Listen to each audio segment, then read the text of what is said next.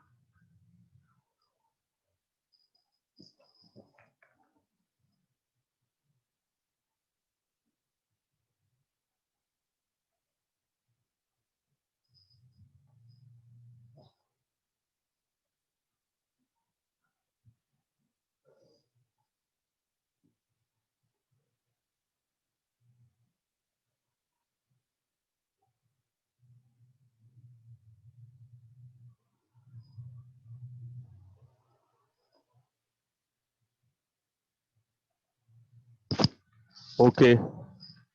सो हाणे असां पढ़ूं था singular solution of an ordinary differential equation असां पढ़ियोसीं पहिरियों जनरल सॉल्यूशन पर्टिकुलर सॉल्यूशन हाणे अचूं था singular solution of an ordinary differential equation ठीक आहे इन जी डेफिनेशन अगर पढ़ंदासीं त उहो चए थो solution which can not be obtained from the general solution by giving numerical values to the arbitrary constant is called as singular solution मतलब चवण जो इहो आहे त ॾिसो पहिरियों असां कोई बि पर्टिकुलर वैल्यू जो पिया सी खे डी खे या जेको आहे त कंहिं बि पर्टिकुलर जाइ खे ठीकु आहे यानी कंहिं बि पर्टिकुलर वैल्यू खे वेरिएबल खे असां कॉन्स्टेंट जी जेको आहे कॉन्स्टेंट वैल्यू ॾेई करे उन जो सोल्यूशन कढणु चाहियूं पिया त पोइ उहो असांजो पर्टिकुलर सोल्यूशन थिए पियो पर जेकॾहिं उहो पर्टिकुलर सोल्यूशन ॾियण खां पोइ बि असां वटि जेको आहे त वैल्यू न अचे सोल्यूशन न थिए त पोइ उनखे छा चइबो त उनखे सिंगुलर सोल्यूशन चइबो ठीकु आहे हाणे एग्जांपल ॾिसो y equal to c x plus c square इहो सोल्यूशन छा आहे general solution of d square y upon d x plus x into d y minus d x for c equal to 2 माना जेकॾहिं ॾिसो C x जी value अगरि 1 विझूं था ठीकु आहे पोइ c plus c square solution त न थियो न या एक्स जी वैल्यू 2 विझूं था 2c प्लस सी जी वैल्यू अगर 2 विझूं था 2x प्लस 4 ठीकु आहे त पोइ इते जेको आहे 2x प्लस 4 यानी सोल्यूशन जस्ट लाइक न थियो न कंप्लीट ठीकु आहे y equal to 2x plus 4 थी वियो पोइ इहो जेको आहे पर्टिकुलर सोल्यूशन त थी सघे थो जेकॾहिं y equal to minus x square upon 4 जेको आहे इहो असांजो सिंगुलर सोल्यूशन छा जो थींदो डिफरेंशियल इक्वेशन जो थींदो वरी बि मां हिकु चकर तव्हांखे रिपीट करे ॿुधायां थो definition में आए a solution which can not be obtained from the general solution कोई भी अहिड़ो सॉल्यूशन जेको जनरल सॉल्यूशन में ऑप्टेंड न थे, छो न थे, by giving numerical values to the arbitrary constant is called a singular solution। जेकी arbitrary constant हुया असांजा a b c d, उन्हनि खे असां कोई भी अगर वैल्यू ॾेई करे उन्ही में अगर जेको आहे त असां वटि सॉल्यूशन न अचे, उनखे छा चइबो, सिंगुलर सॉल्यूशन चइबो।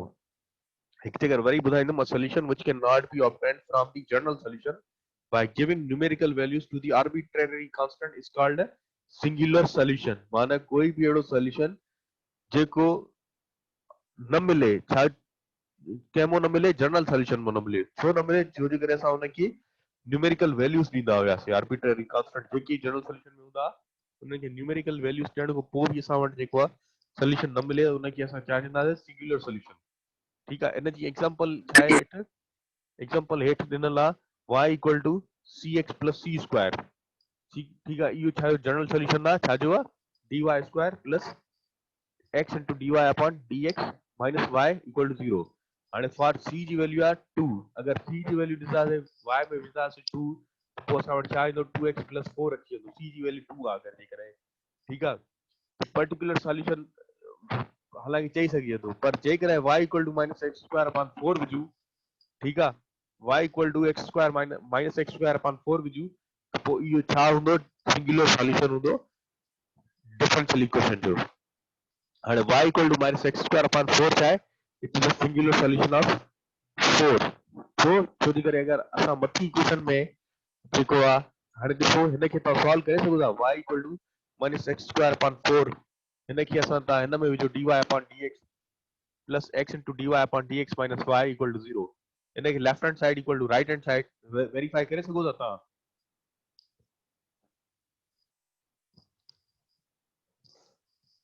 एनीबॉडी, कोई आहे तव्हां मुदमदार माण्हू जेको आहे left hand side equal to right hand side prove करे ॾेखारे।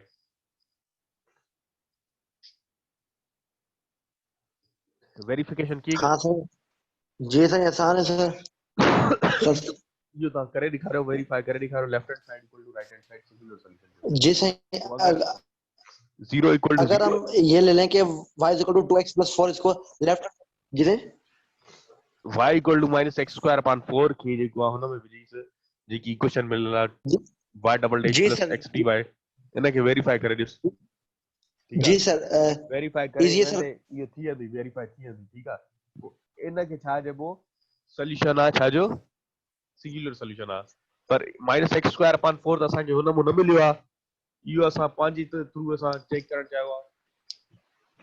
डेफिनेशन छा थी चए, a solution which can not be obtained from general solution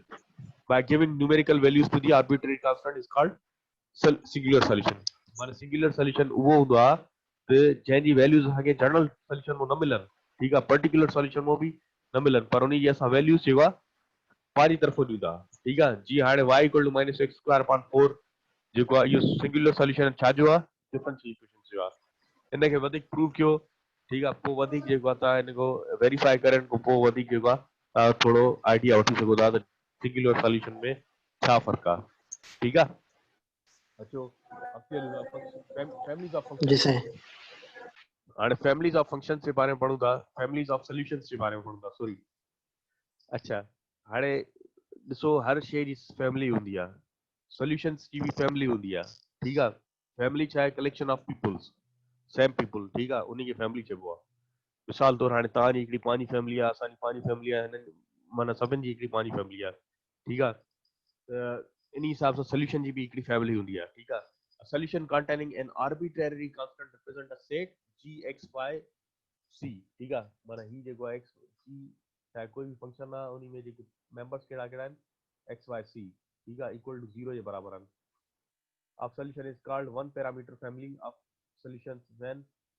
हिननि खे चइबो वन पैरामीटर सॉल्यूशन। ठीकु आहे, ये जेको g x y c one parameter, यानी हिकिड़ो पैरामीटर माना छा आहे, सी आहे, एक्स वाई में हिकिड़ो जेको सी आहे, इहो छा आहे, वन पैरामीटर आहे। When solving nth order differential equation we seek n n parameter, यानी जेतिरा उन में नंबर ऑफ डेरिवेटिव हूंदा आहिनि, ओतिरा वधीक कांस्टेंट उन में पैरामीटर ऐड थींदा वेंदा। ठीकु आहे, सम्झो था न इहा ॻाल्हि, उन सां लिंक आहे। मिसाल तौरु हाणे y equal to x square plus c, हिन में वन पैरामीटर आहे, कहिड़ो, सी पैरामीटर आहे। छा जो डिफरेंशियल इक्वेशन आहे इहो dy upon dx equal to 2x जी आहे। हाणे सेकंड एग्जांपल में ॾिसो इन में घणा टू पैरामीटर्स आहिनि कहिड़ा कहिड़ा c ऐं d। ठीक है इनके छा चइबो आहे it is the parameter of family of solutions of ordinary differential equation. अच्छा ही शइ सम्झ अची solutions of families of solutions माना पैरामीटर छा हूंदा आहिनि ए बी सी डी ये छा आहिनि ये कांस्टेंट जेके आहिनि पैरामीटर आहिनि। ये पैरामीटर कीअं ख़बर पवंदा आहिनि केतिरा पैरामीटर हूंदा हुन में it depends upon the number of derivatives of the functions. Okay हुन खां पोइ असां वटि हिकिड़ो नोट आहे this means that a single differential equation can possesses an infinite number of solutions corresponding to an unlimited number of choices of the parameter। ॾिसो हाणे कोई बि असां वटि जेको आहे डिफरेंशियल इक्वेशन आहे ठीकु आहे उन जी कोई बि पर्टिकुलर वैल्यू ॾेई सघूं था जीअं डोमेन न ॾींदासीं अगरि एक्स जी वैल्यू 1 रखूं था 2 रखूं था 3 रखूं था तो उहो मुख़्तलिफ़ वैल्यूज़ ॾींदो ठीकु आहे। अगरि एक्स जी वैल्यू 1 रखंदासीं त वाई जी वैल्यू कुझु ॿी ईंदी अगरि एक्स जी वैल्यू 2 रखंदासीं त वाई जी वैल्यू कुझु ॿी ईंदी अगरि एक्स जी वैल्यू 3 रखंदासीं माना जीअं असां इंडिपेंडेंट वेरिएबल जी असां डोमेन चेंज कंदा वञूं था त वाई डिपेंडेंट वेरिएबल असांखे अलॻि रेंज ॾींदो ठीकु आहे। अहिड़े हिसाब सां सेम लॉजिक आहे हिन में बि ठीकु आहे जहिड़े हिसाब सां असां पैरामीटर चेंज कंदा वेंदासीं ओड़े हिसाब सां असां वटि वैल्यूज़ इनफाइनाइट अची वेंदियूं माना जेतिरियूं वैल्यूज़ असां इनफाइनाइट माना मुख़्तलिफ़ सॉल्यूशंस अची सघनि था। इहा पॉइंट क्लियर आहे सभिनि खे?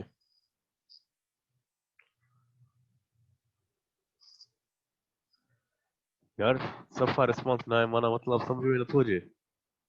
02 03 04 07 13 15 Firas Zainab 18 वरी रिपीट कयां थो ॾिसो हाणे सभ को पहिरियों फैमिलीज़ ऑफ सॉल्यूशंस जे बारे में पढ़ूं था ठीकु आहे। फैमिलीज़ ऑफ सॉल्यूशंस छा हूंदियूं आहिनि ठीकु आहे। फैमिलीज़ ऑफ सॉल्यूशंस असां बेसिकली जेकी असां वटि नंबर ऑफ कोई बि जेको असां वटि डिफरेंशियल इक्वेशन आहे ठीकु आहे उन्ही में जेतिरा असां पैरामीटर ऐड कंदासीं माना जेतिरो नंबर ऑफ डेरिवेटिव्स हूंदा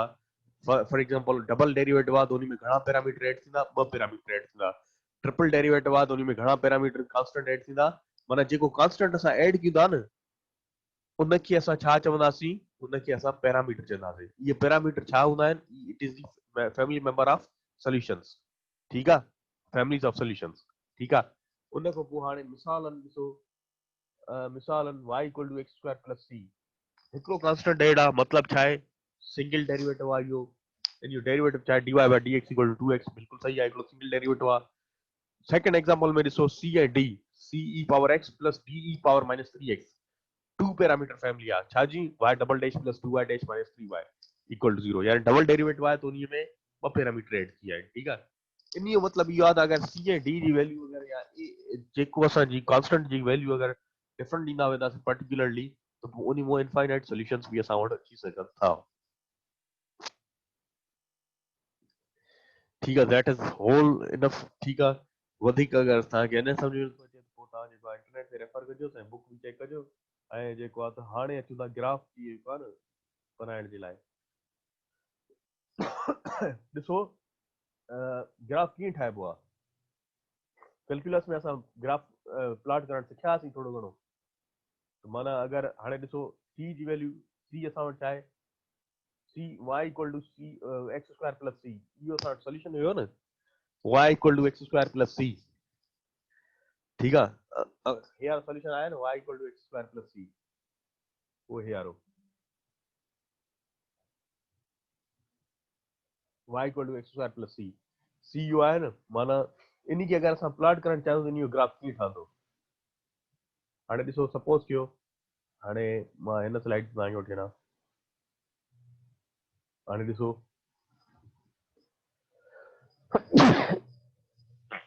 एक्स स्क्वायर जो ग्राफ कीअं ठहिबो आहे it's just like a parabola ठहंदो आहे ठीकु आहे जेको एक्स हूंदो आहे सॉरी एक्स स्क्वायर आहे कोई कंहिं बि शइ जे मथां पोइ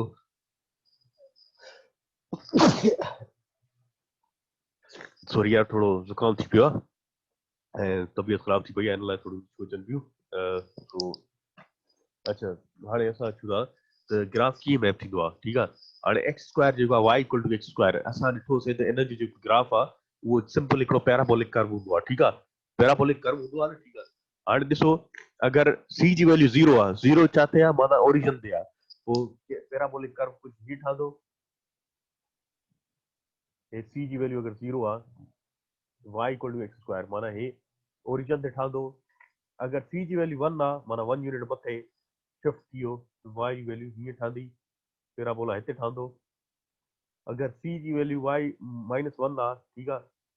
त पोइ y जी वैल्यू पैराबोला हिते ठहंदो -1 यानी कि पढ़ियोसीं न shifting of graph last time अहिड़े हिसाब सां डोमेन असांखे केसिताईं आहे माइनस इंफिनिटी वठी इंफिनिटी ताईं आहे माना इनफाइनाइट असां तरीक़ा आहिनि ग्राफ प्लॉट करण जा इहो क्लियर थियो हूंदो इनशाला इहो पॉइंट कर बि असां सिखियासीं कैलकुलस में ओके ठीकु आहे ग्राफ जी प्लॉटिंग थे यार तव्हांखे सभिनि खे अचणु खपे या मां पाण तव्हांजी टाइम ॾिनो आहे सम्झायो आहे ठीकु आहे प्लॉटिंग ईअं थी यार उन खां पोइ अचूं था अच्छा अच्छा हिकिड़ो प्रॉब्लम आहे ठीकु आहे find the values of m so that the function y equal to e power mx is a solution of the given differential equation y triple dash plus 3y dash double dash minus 4y dash ठीकु आहे हाणे y मिलियल आहे छाजे बराबरि आहे e power mx जे बराबरि आहे ठीकु आहे पोइ असांखे इन जी जेको आहे न सोल्यूशन करणो आहे माना पहिरियों उन जी y जी सिंगल डेरिवेटिव लेणी आहे जेको सिंगल डेरिवेटिव छा ईंदो चेन रूल अप्लाई कंदासीं m e पावर mx मां थोरो इहो अच्छा ही खणो ठीकु आहे हाणे ॾिसो y छाजे बराबरि आहे हिन जे बराबरि आहे हिन जी सिंगल डेरिवेटिव छा कंदासीं सिंगल डेरिवेटिव हीअं निकिरंदसि हीअं कीअं निकिरंदसि जेको पावर हूंदो आहे उहो मल्टीप्लाई थींदो आहे कोएफिशिएंट सां पोइ उन में जेको आहे अगरि ई पावर एक्स आहे पोइ जेको आहे सेम ई रहंदो ई पावर एक्स जी डिफरेंशिएशन ई पावर एक्स ई रहंदी आहे अगरि ॾिसो वरी हाणे हीअ ॾिसो हिन जी डबल डेरिवेटिव छा I m square e power m x ठीकु आहे m square e power m x I ठीकु आहे उन खां पोइ हिन जी ट्रिपल डेरिवेशन छा आई ट्रिपल डिफरेंशिएशन ही I m cube power e power minus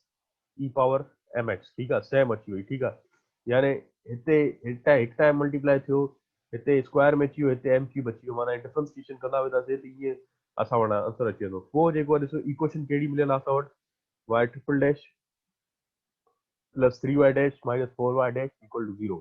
हाणे जेकी असां वैल्यू आंदीसीं न माना y डैश जी वैल्यू छा में ईंदी y डैश जी वैल्यू छा आहे y ट्रिपल डैश जी वैल्यू छा आहे m cube e power m x वो हीअर रखीसीं ठीकु आहे हिन खां पोइ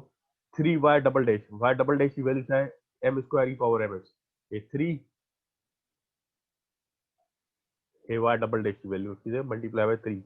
उन खां पोइ minus 4y dash y dash छा आहे m ई पावर m x ठीकु आहे यानी कि हीअं रखियोसीं उन खां पोइ हाणे ॾिठो त हिन में कॉमन छा अची विया ई पावर m x आहे उन जी कॉमन कढियोसीं पोइ असां वटि छा बचा m cube plus 3m square minus 4m equal to 0 ठीकु आहे वरी अञा जेको आहे ई पावर एम एक्स खे असां इक्वल टू 0 जे बराबरि वरितोसीं असां वटि छा बचियो m cube plus 3m square minus 4m equal to 0 हिन में एम असां कॉमन कढूं त पोइ असां वटि छा बचंदो m square plus 3m minus 4 equal to 0 माना एम अगरि 0 जे बराबरि वठूं त पोइ असां वटि बाक़ी बचियो m square plus 3m minus 4 equal to 0 या हिन जा असां फैक्टर्स कढूं त पोइ असां वटि फैक्टर्स कहिड़ा बचंदा यानी हिन खे m plus 4 m minus 1 m equal to 1 ऐं माइनस 4 ते जेको आहे माना 0 1 4 इहे छा आहिनि इन जा सोल्यूशन आहिनि ठीकु आहे सिंपल आहे प्रैक्टिस कयो इनशाला जेको आहे तव्हांजी क्लियर थी वेंदो इहो ईज़ी आहे हे ईज़ी आहे तव्हां प्रैक्टिस कजो इनशाला थी वेंदो तव्हांजो सोल्यूशन मां करे छॾियो आहे वरी बि तव्हां जेको आहे हिनखे ॾिसी वठिजो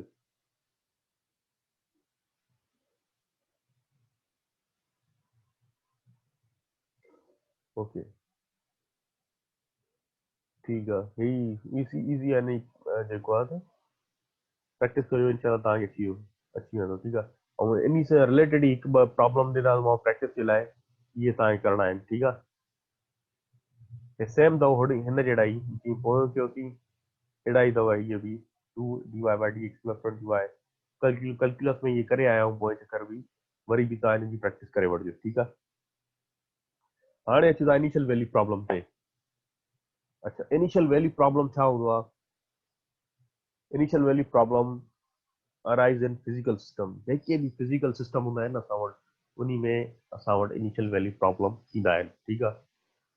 ऐं nth ऑर्डर उन जो इनिशियल वैल्यू प्रॉब्लम थी सघे थो the system the nth order initial value problem माना केतिरे बि ऑर्डर तव्हां जेको डेरिवेटिव ऑर्डर हुजनि न उन ताईं बि इहो वञी सघे थो मिसाल तौरु हाणे ॾिसो हिते तव्हांखे लिखियल आहे d power n y equal to dx power n f of x y dash up to y n minus 1 यानी कि डेरिवेटिव्स इंक्रीज से डिक्रीज थी वञे थो हाणे x नॉट जी जेकॾहिं y जी वैल्यू आहे x नॉट यानी y x नॉट सॉरी जॾहिं x नॉट वैल्यू आहे त y जी वैल्यू छा थी रहे y नॉट रहे थी ठीकु आहे अगर y डैश आहे उते x नॉट आहे उते y डैश ते x नॉट जी वैल्यू छा थी रहे y1 रहे थी ठीकु आहे अहिड़ी तरह yn जेको आहे त power n minus 1 x not ते छा थी रहे वैल्यू yn माइनस 1 रहे थी ठीकु आहे त पोइ फर्स्ट ऐं सेकंड ऑर्डर वैल्यू जेकी प्रॉब्लम्स आहिनि मिसाल तौर dy by dx f of x y ईअं बि लिखी सघूं था इन जो मतिलबु इहो आहे त x नॉट जेकॾहिं x जी वैल्यू x नॉट आहे त y जी वैल्यू y नॉट आहे ठीकु आहे सिमिलरली जेकॾहिं डबल डेरिवेटिव आहे x y dash x y y dash इन जो मतिलबु इहो आहे त y जी x नॉट जी वैल्यू y जी जॾहिं x नॉट वैल्यू आहे त पोइ x y जी वैल्यू ते थिए थी y नॉट यानी x जी वैल्यू अगरि x नॉट आहे त y जी वैल्यू थिए थी y नॉट ठीकु आहे y double day y dash आहे x नॉट जेकॾहिं उन जी वैल्यू आहे त पोइ y1 उन जी वैल्यू रहे थी ठीकु आहे सिंपल आहे मिसाल तौर इन जो अगरि जॾहिं रियल टाइम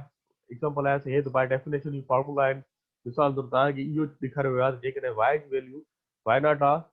उते x जी वैल्यू x नॉट आहे जाते x जी वैल्यू x नॉट आहे उते y जी वैल्यू y नॉट आहे ठीकु आहे सिमिलरली अगरि जेकॾहिं मुख़्तलिफ़ वैल्यूज़ आहिनि उन जी वैल्यू हर डिपेंड करे थी माना पर्टिकुलर पॉइंट ते अचे थी मिसाल तौर जी फिज़िकल प्रॉब्लम ईअं सम्झायां जेकॾहिं ॾिसो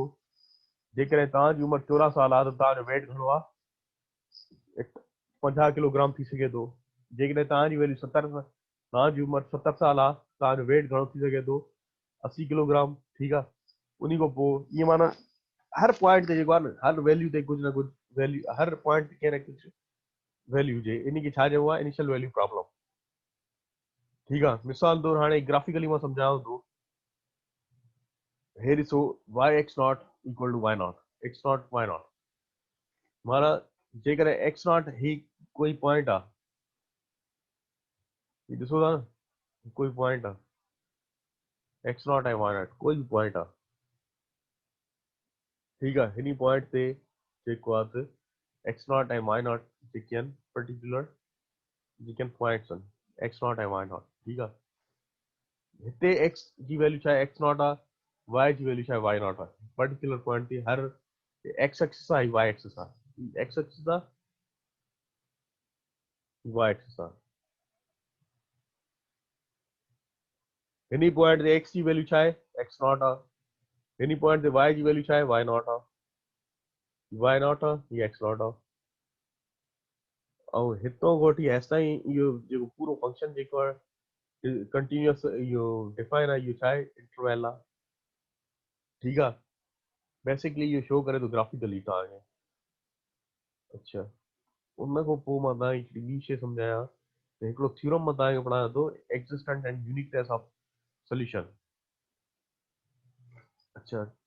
existence and uniqueness of solution जेकॾहिं ॾिसो कोई बि असां वटि रेक्टेंगुलर आहे रेक्टेंगुलर रीजन आहे ठीकु आहे मिसाल तौर हाणे ॾिसो पहिरियों मां डेफिनेशन तव्हांखे पढ़ायां थो पोइ मां ग्राफ थो सम्झायांव थो let R be a rectangular region in the x Y plain ही आहे ठीकु आहे रेक्टेंगुलर आर कोई बि रेक्टेंगुलर प्लेन आहे डिफाइंड बाय ए यानी जेको एक्स आहे उहो छा जे विच में आहे ए ऐं बी जे विच में आहे ऐं वाई जेको आहे उहो छा जे विच में आहे सी ऐं डी जे विच में आहे that contains the point x naught y naught in units that contains x naught y naught in its units माना similarly है x y plane आहे x axis आहे y axis आहे ऐं हिते जेको पॉइंट आहे a आहे हिते पॉइंट आहे b आहे हिते पॉइंट आहे c आहे हिते पॉइंट आहे d आहे ठीकु आहे उन खां पोइ ऐं ही जेको रेक्टेंगल ठहे थो उनखे असां r नालो ॾियूं था ठीकु आहे उन खां पोइ उन जेको आहे जेकी पॉइंट आहे उहा विद इनसाइड दी माना उन रेक्टेंगल जे अंदरि आहे ठीकु आहे जेकॾहिं एक्स वाई जेके partial differentiation with respect to y कढूं उहा कंटिन्यूअस थिए छा ते उन रेक्टेंगल ते then these exist some interval आहे माना उन पर्टिकुलर जेको इंटरवल जेको हे आहे वारो इंटरवल आहे हिते डिफाइन आहे उते छा हूंदो एक्स नॉट जी value x not minus h बि थी सघे थी एक्स नॉट प्लस एच बि थी सघे थी एच जेको हूंदो ग्रेटर देन 0 थी सघे थो अच्छा उन्हीं क्लोज इंटरवल AB में a unique function and a unique function defined on I, or a particular function defined into I, that is solution of the infinite initial value problem. And this graph में दिसो वही एक जगह repeat क्या हो definition. Let R be a rectangular region in xy plane defined by x is less than and equal to AB, y is less than and equal to CD, that contains the point x naught y naught in its interior. If f of xy and different partial differentiation of f with respect to y are continuous on rectangle R, then there exists some interval I which is x naught minus h, x naught plus h contained in the AB, means वो interval जेको आहे AB जे अंदर हूंदो, and a unique function yx जंहिंखे नालो ॾींदासीं defined on I, मतलब उहो जेको solution हूंदो जंहिंखे unique function नालो ॾींदो उहो interval ते define हूंदो, that is the solution of initial value problem. उन्ही खे ई असां initial value problem जो solution चऊं था. हाणे ॾिसो ही problem ॾिसो था, हाणे ॾिसो ही हिकिड़ो इंटरवल आहे, ओ ही वारो हिकिड़ो इंटरवल आहे ए बी, ठीकु आहे, ही छा आहे आई आहे, कोई बि इंटरवल डिफाइन आहे आई ते. हाणे हिते असां हिकिड़ी पॉइंट ड्रा कयोसीं, हिन पॉइंट जो नालो ॾींदो आहे असां ए जो, हिन पॉइंट जो नालो ॾींदो आहे बी जो, हिन पॉइंट जो नालो ॾींदो आहे सी जो, हिन पॉइंट जो नालो ॾींदो आहे डी जो. बेसिकली कर्व वञे थो हीअं, उन ते हे वारी पॉइंट आहे, उन खे नालो ॾिनो वियो आहे एक्स नॉट वाई नॉट ते, ठीकु आहे. पोइ ऐं हे जेको आर आहे इहो रेक्टेंगल ठहे थो. हाणे पार्शियल डिफरेंशिएशन अगरि कंदासीं आर जी त पोइ हिते कंटिन्यूअस हूंदो, ठीकु आहे. पोइ चवण जो मतिलबु इहो आहे त इहो जेको थ्योरम आहे ओवरऑल तव्हांजी यूनिकनेस ऐं सोल्यूशन जेको आहे एक्ज़िस्टेंस शो करे थी. मतिलबु इहो आहे त अगरि हिन जो अगरि तव्हां पूरी एनालिसिस कयो त तव्हांजो हिते सोल्यूशन एक्ज़िस्ट थिए थो, ठीकु आहे. इनखे वधीक असां प्रॉब्लम जेको असां कंदासीं उहो नेक्स्ट लेक्चर में वधीक करे इनशाला सम्झण जी कोशिशि कंदासीं. ऐं हाणे ॾिसो हिन में हिकिड़ी इंपॉर्टेंट तव्हांखे रिमार्क्स यादि रखणा आहिनि. The condition theorem 1.2.1 are sufficient but not necessary. जरूरी ना है तो ये कंडीशन जेको आहे नेसेसरी हुजे. this means that when f of x and t of f of upon differentiation of f with respect to y are continuous on a rectangular region, it must always follow that a solution exists and is unique whenever f of x naught is a point interior to R. However, if the condition stated in the hypothesis of the theorem 1.2 do not hold, then anything could happen. The problem may still have a solution, may be unique or may have several solutions, or it may have no solutions at all. हाणे ॾिसो जेकी असां condition ॾेखारीसीं, माना ही जेको असां overall analysis कईसीं uniqueness and एक्ज़िस्टेंस of solutions जे हिसाब सां. हाणे इन में असां इहा शइ नोट कईसीं त ही पॉइंट आहे कर्व जी, हिते वैल्यू छा आहे एक्स नॉट वाई नॉट आहे. ही जेको असां हॉरिजॉन्टल पॉइंट एनालिसिस कईसीं, ठीकु आहे. हिते असां पॉइंट ॾींसीं ए, हिते असां पॉइंट ॾींसीं बी. एक्स जी वैल्यू छा अथई, एक्स हिननि ॿिन्हिनि जे विच में डिफाइन आहे, ठीकु आहे. ऐं जेको आहे सी ऐं डी जी वैल्यू असां कीअं ॾींसीं, उहे particular with respect to points ॾींसीं. सी ऐं डी जी वैल्यू छा आहे आर. ऐं ही जेको रेक्टेंगल आहे न, ठीकु आहे, इहो रेक्टेंगल इन जी असां partial differentiation with respect to y कंदासीं त उहो कंटिन्यूअस शो हूंदी. पोइ इन जो मतिलबु इहो हूंदो त हिन में जेको सोल्यूशन एक्ज़िस्ट करे थो, यूनिक ऐं सोल्यूशन आहे. पर जेकॾहिं ईअं नथो थिए, पर जेकॾहिं ज़रूरी न आहे त जेको आहे ईअं ई थिए सफ़ा, ठीकु आहे. अगरि इहे हाइपोथेसिस जेको आहे मैच नथी कनि, पोइ मतिलबु इन जो मतिलबु इहो आहे त उन में जेको आहे इनफाइनाइट मैनी सोल्यूशंस बि थी सघनि था, या जेको आहे नो सोल्यूशन बि थी सघे थो, ठीकु आहे. सो बेसिकली इहे सिंपल हाइपोथेसिस आहिनि. इन जी वधीक जॾहिं एक्सरसाइज कंदासीं पोइ इनशाला कॉन्सेप्ट क्लियर थींदा वेंदा. हाणे अचूं था असां हिकिड़ो सिंपल प्रॉब्लम आहे, ठीकु आहे. y double dash minus y dash equal to 0. y जी वैल्यू छा आहे c1 e power x plus c2 e power minus x, ठीकु आहे. y जी वैल्यू अगरि x जी वैल्यू 0 आहे त y जी वैल्यू हिते 1 आहे, ठीकु आहे. अगरि y डैश जी वैल्यू 0 y डैश अगरि x जी वैल्यू 0 आहे त y डैश जी वैल्यू छा आहे 2 आहे हुते, ठीकु आहे. सिंपली असां छा कयो आहे, सिंपल जेको असां जेको फंक्शन गिवन आहे, जेकॾहिं y जी वैल्यू 0, जॾहिं x जी वैल्यू 0 आहे त y जी वैल्यू 1 आहे. पोइ सिंपली 1 रखियोसीं ऐं c जेको आहे न एक्स जी वैल्यू 0 रखीसीं प्लस हुन खे माना ओवरऑल सॉल्व करे पोइ असां वटि 1 जेको आयो बराबरि c1 प्लस c2 जे बराबरि अची वियो. माना x जी वैल्यू 1 रखी 0 रखी से y जी वैल्यू 1 रखी से हिन इक्वेशन में, तो पोइ असां वटि जेको आहे सॉल्यूशन छा आयो 1 = c1 + c2 अची वियो। हिन खे असां वधीक जेको आहे डिफरेंशिएट कंदासीं, छो करे y डैश आहे, ठीकु आहे, डिफरेंशिएट कंदासीं c1 e power x minus c2 e power x minus x, माना हीउ प्लस जेको हुयो साइन माइनस थी वियो हिते, ठीकु आहे। पोइ अगरि y डैश जी वैल्यू माना x जी वैल्यू 0 आहे, त y डैश जी वैल्यू 2 आहे, सिंपली y डैश जी जाइ ते 2 रखंदासीं, c1 माइनस c2 रखंदासीं। पोइ 1 जी माना हिननि खे वधीक जेको आहे कटा सुठी करे करे पोइ c जी वैल्यू c1 जी वैल्यू असां कढी 3/2, ठीकु आहे। हाणे 3/2 प्लस c2 जी वैल्यू ॾिसांसीं त 1 माइनस 3/2 यानी माइनस 1/2 हिते कढी आयासीं। हिननि ॿिन्हिनि वैल्यूज़ खे हिते रखंदासीं, असां वटि अची वेंदो overall solution, initial value problem जो सोल्यूशन, ठीकु आहे। हिन जी वधीक तव्हां प्रैक्टिस कजो, इनशाला तव्हांजा कॉन्सेप्ट थोरा घणा क्लियर थी वेंदा। ऐं जेको थोरो हिन टाइम ऑनलाइन क्लासिस में जेको आहे त पॉसिबिलिटी आहे,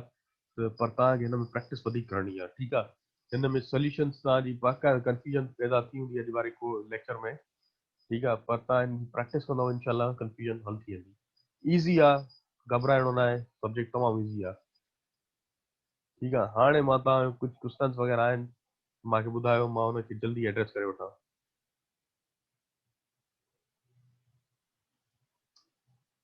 सुम्ही पियो या जाॻो था सभई? अब्दुररहमान, आफ्ताब, अहमद, अतीक, मुजम्मिल, नज़ीर, शिराज, जागू ज़ैनब, पिया। ये लेक्चर समझ में आयो या सिर्फ बस मथों ही गुज़री वियो? न सर ईअं बि न आहे, थोरो सम्झ में आयो, थोरो मथां गुज़री वियो। प्रैक्टिस जेको प्रैक्टिस कंदा आहिनि वरी थोरो रिपीट कंदासीं, तव्हां वरी स्लाइड बि जेके न व्हाट्सएप कजो। स्लाइडूं मां तव्हांखे व्हाट्सएप करे छॾियां थो, ठीकु आहे, बल्कि मां तव्हांखे हाणे ई व्हाट्सएप कयां स्लाइडूं। हीउ तव्हांजो ग्रुप थी वियो, ऐं हुन खां पोइ टेलीकॉम ग्रुप थी वियो, ऐं जेको आहे डॉक्यूमेंट्स आहे, डॉक्यूमेंट्स हुन खां पोइ लेक्चर 2 जी जेकी आहे स्लाइड्स मां तव्हां वटि हींअर डायरेक्ट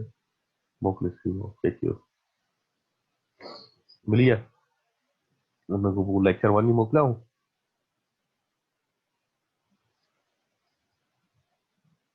लेक्चर 1 बि मोकिलियाऊं थी सर एलएमएस से न छॾियो आहे अञा? यार अञा ताईं सब्जेक्ट उहो न आहे जेको आहे न, माना उहो एलएमएस वारनि अपडेट न कयो आहे। एलएमएस वारा अपडेट करनि न, पोइ इंशाल्लाह उते ई रखी सघनि। अच्छा साईं हिकिड़ी व्हाट्सएप में सेंड करियो, हा साईं व्हाट्सएप ग्रुप में सेंड करियो। व्हाट्सएप चेक कयो, तव्हांखे रिसीव थियो खपे इन टाइम ताईं ते, बाक़ी तो सेंड थी विया आहिनि पहुता व्हाट्सएप ते। साईं ही वारो जो अॼु वारो साईं ही सेंड करियो। हा थी वियो न, मोकिले छॾियमि न। जी साईं।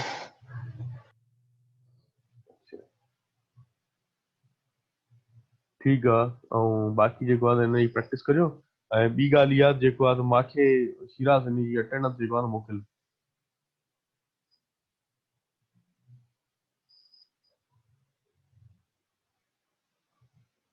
करियो।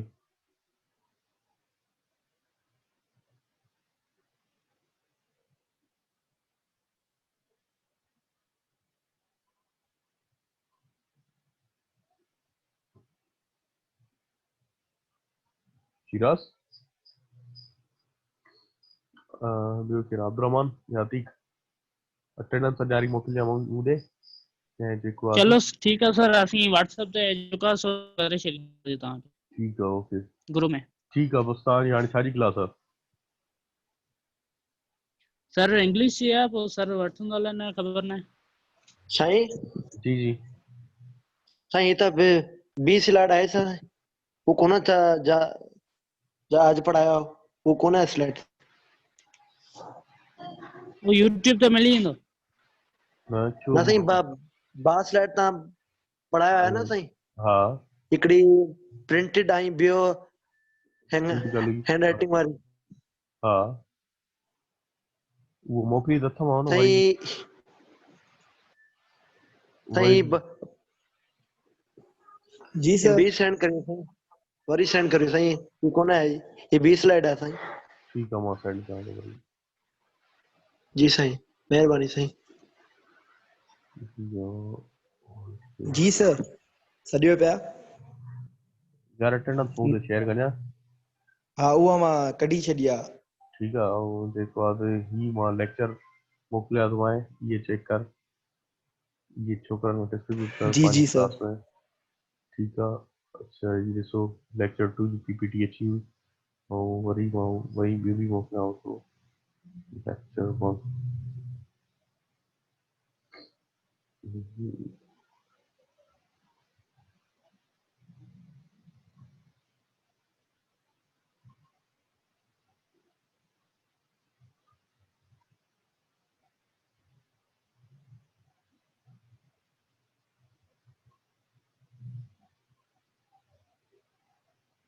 अची वियूं सीधा आगे ॾिसो उहे ई आहिनि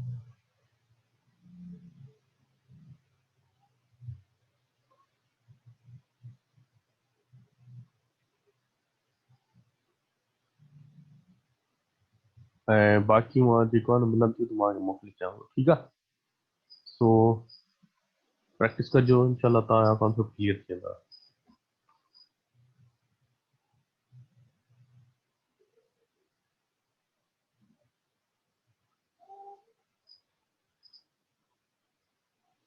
ठीकु आहे अल्लाह हाफ़िज़